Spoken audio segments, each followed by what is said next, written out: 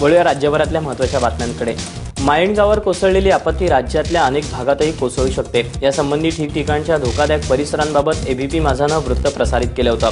याची दखल घेत ठाणे पालिकेनं धोकादायक झोपडपट्टींना तात्पुरत्या काळासाठी स्थलांतरणाच्या नोटिसा बजावल्यात। मात्र अनेक वर्षांपासून पुनर्वसनाची मागणी करूनही पालिका दुर्लक्ष करत असल्याचं या नागरिकांचं म्हणणं आहे। मुंब्रा देवी रोड, नवी अशोकनगर, दिव्यातील काही डोंगराचा भाग यासह अनेक भागांवर दरड कोसळण्याचं संकट असतं।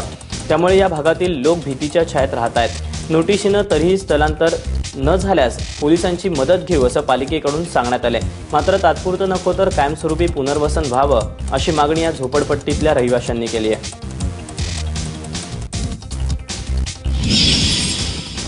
ठाणे महापालिकेने यापूर्वीच डोंगराळ प्रदेशामध्ये राहणाऱ्या लोकांना आवाहन केलेलं आहे की तुम्ही पावसाच्या काळात तुम्ही इतरत्र स्थलांतरित व्हावं।